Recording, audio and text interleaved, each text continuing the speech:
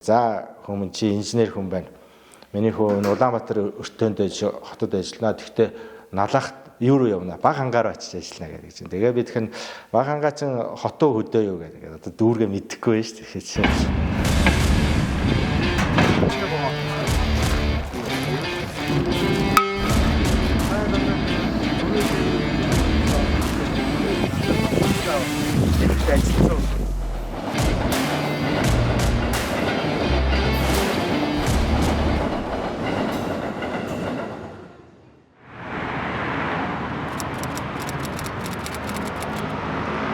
Одоо нөгөө 60-70-аад оныхан гэдгсийг 70-аад оны сүүлийн одоо хүүхдчүүдээ бич.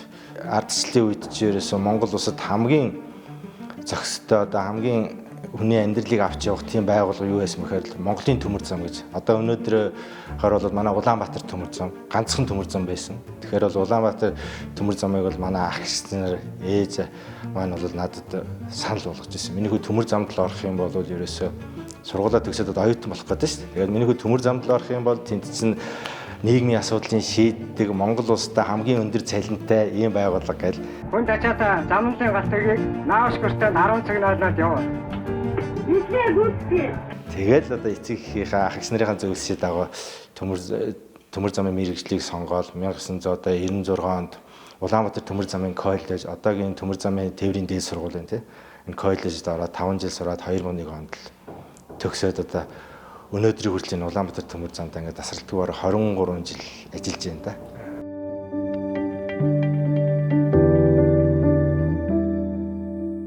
Манай одоо ээжийн нэг ах за хоёр дүүн энэ гуруула төмөр замчтай. Энэ ах нар маань ер нь төмөр зам гэдэг мэргэжил тэр тусмаа болоод манай том ах бол ерөөсөө их гадаад их явна. Тэр үе чи одоо найрамдал галт тэрэг гэдэг нэг олон улсын нарлаг галт тэрэг явдаг. Яг энэ төмөр замын мэргэжлийн үнийг баттгах болсон шалтгаан их юм. Би чинь 95 онд 10 жилээ төгсчөөд төмөр замын коллежид шалгалтаа өгөөд тэнцээгүй. Тэгээд тэнцээгүй өөрөө сургуулиудад нөгөө чинь хуваар нь өөр гэдэг учраас бүх боломж байсан л да. Энд дэндээ өгөөд ингээд явсан. Тэгэнгүүтээ ерөөсөө би төмөр зам чинь болох хэрэгтэй гэж бодоод. Тэгэнгүүтээ манайхан ч яг тэр нэг ганцхан 8 гэж би бас. За нэг бүтэн жил миний дүү юу яа. Сургалтын төлбөрийг өөрөө ол. За суудлаар Москва Улаанбаатарын хооронд 8 хийгээд тэгээ энд явж байгаа вагоны мэргэжил гэдэг юмыг улам баттгаж авсан. 96 онд дахин шалгалт өгөөл. Тэгэхэд бол харин нэлээд өндөр оногоор бол тэнцсэн. Би чинь 2001 онд л вагон үзэгчээр ажиллаад Улаанбаатар өртөөнд хуваарлагдсан. Тэгээ ирсэн Улаанбаатар өртөөний болсон хүчин гэдэг хонгор гэдэг нэг хөгшин. Тэр хөгшин намайг дуудаад гэж за хүмүүс чи инженер хүн байна. Миний хүү Улаанбаатар өртөөнд хотод ажиллана. Тэгтээ налахт юу руу явна? Баг хангаар очиж ажиллана гэдэг чинь. Тэгээ би тэгэхээр баг хангаа чинь хотоо хөдөө юу гэдэг. Одоо дүүргээ мэдэхгүй байж тэгэхээр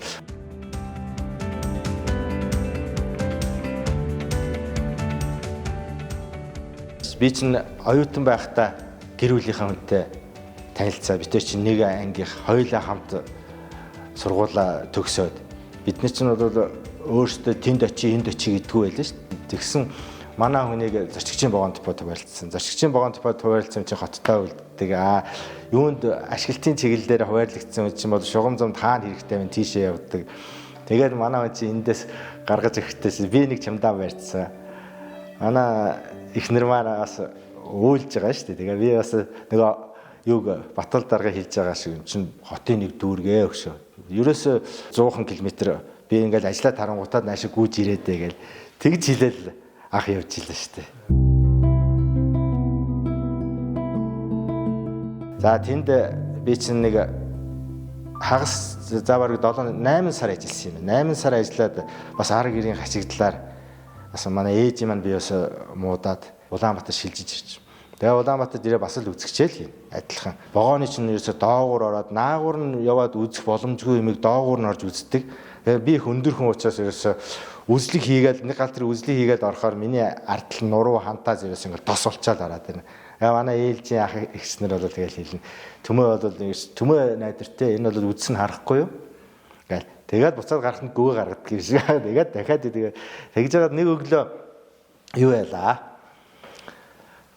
Зорчигчийн гал тэрийг яг энэ одоо энэ перрон дээр угтаж авч исэн чинь угтаж аваад үзлэг хийж байгаа. Үзлэг хийгээд хойноос орж иж байгаа чинь үзлэг хийсэн чинь гүүшингийн далд ноцтой гэмтэл зорчигчийн богонд илрүүлж байгаа. Нэг өдөр л ерөөсө тэр далд ноцтой гэмтэл илрүүлсэн хүүхдийг шагнанаа гэлтгсэн.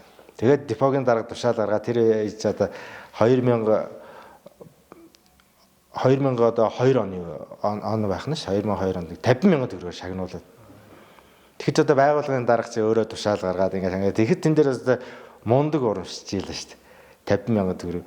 Би ч одоо анхныхаа цалинг аваад анх тэр баг хангаагаас давхиж ирээл ихнэр итээр чинь их дэлгүүрээс 33.10 гэдэг CMC утсыг битэр чинь бас ээж аавнараас мөнгө зээлжиж авч байгаа ш.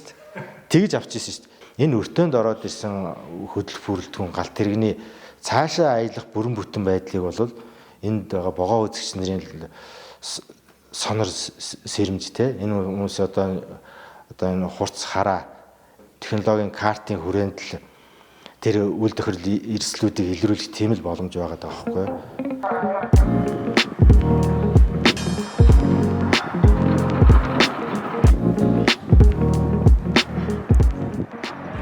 Урсгал засварын хэмжээ нэмэгдэж байна ямар вэ? Урсгал засвар өнгөрсөн онтойгоо бол эхний үйлдвэрлэлийн байдлаар 16%-аар өссөн байгаа. Эрүүл жүүлэх засвар ямар? За өнөөдрийн байдлаар эрүүл жүүлэх засвар нийт 216 богонд бол дотоод паркийн богонодоор хийсэн байгаа. Хувийн хөвшил нийлээ. Тээврийн хэлтэй байцаагч Улаанбаатар төмөр замын даргын А279 тоотчрын дагуу боонуудын техник үйлчлэгийн баяр засвар үйлчлэгийг явуулж байна. Өнөөдрийн байдлаар 13 богонд техник үйлчлэгийн засварын ажил хийгээд явж байна. Энэ алах гэдэг бол энэ богоо үзэгч хүний ерөөсөө үндсэн засварын гол багц юм байна. Энэ багцаараа яаж ийм нөхөр энэ гүүшин доторх эд ангийг наанаас нь дөргөө зогсноор дотор байгаа сул байгаа эд ангиудыг гэмтлийг бол илрүүлэх үндсэн бол арга болж байгаа. Ингээд зохиод ингээд сонсогч байгаа. Энэ дуу гарч ивэл одоо хийм байна гэсэн үг. Эсвэл хослон дуу гарна ямар нэг битүүд цохилт хэрвээ сонсогдох юм бол энийг одоо үзлэгийн тагийг одоо болтуудыг авч одоо богоо үзэгчнэр нь одоо аюулгүй байдлыг хангах үүднээс одоо үзлэг хийдэг байгаа. Энийг бол яг нүднээрээ харна, чихээрээ сонсоод яг мэдрэмж шаардсан ажил байгаа.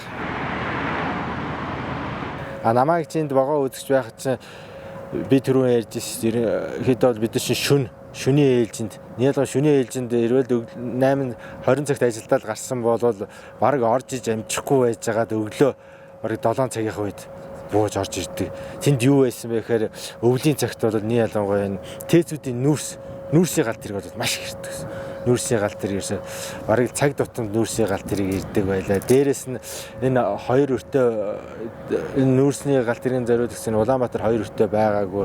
Энэ Улаанбаатар нэг өртөө бол үндсэндээ хоёр өртөөний ачааллыг бол энэ дээр бол авдаг байлаа шүү дээ. Тэр вагоны аж ахуйн албаны хувьд гэх юм бол манай вагоны чиглэлийн инженерүүд вагон угсрах чадвартай юм байна гэдэг энийг харуулад 5 вагон угсарцсан ийм бас давуу талууд байж байна. Дээрээс нь Монгол одоо Улаанбаатар төмөр зам гэлтгүй Монгол улсын хэмжээнд бид нар энэ үндсэн хөдөлгөх бүрэлдэхүүний үндсэн гол эдэнг болсон хос дугуйг Оросын холбооны улсад дандаа тэнд их засварч явуулдаг гэсэн. Ачааных, зорчигчих бүгдийг явуулдаг байсан бол өнөөдөр бид нар тэр хос дугуйгаа өөртөө энд их засвар хийдэг.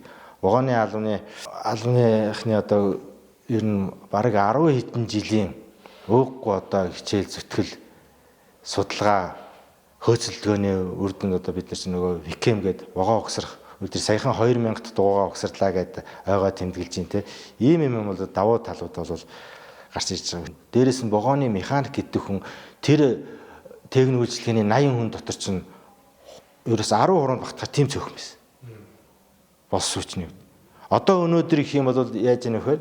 Ерөөсөө тэр 80 хүнтэй тэр техник үйлчлэгээний газар 80 богоо үзэгч одоо 60 богоо үзэгч нэгвэл бүгд мэрэгжлийн улсууд болсон байна. Вагон үзэгч нарын үндсэн чиглэл ерөөсөө галт тэрэгний хөдөлгөөний аюулгүй байдлыг л хангах байлаа. Тэгээ галт тэрэгний хөдөлгөөний аюулгүй байдлыг хангана гэдэг бол энэ төмөр замын хэмжээнд бол ерөөсөө бүх албадын нэгдсэн үйл ажиллагаа байхгүй. Тэр хөдөлгөөний аюулгүй байл нэг л алдагдаа тэнд бол маш их зардал гардаг байхгүй.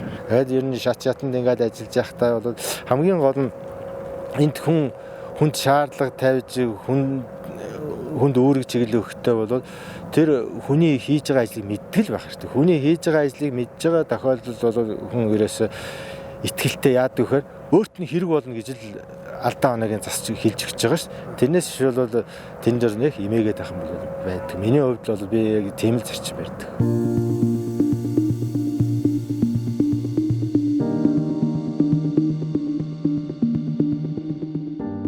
Улаанбаатар төмөр замын нийт төмөр замчдаа удахгүй болох түүх 75 жилийн ойн баярын мэндийг хүргэе.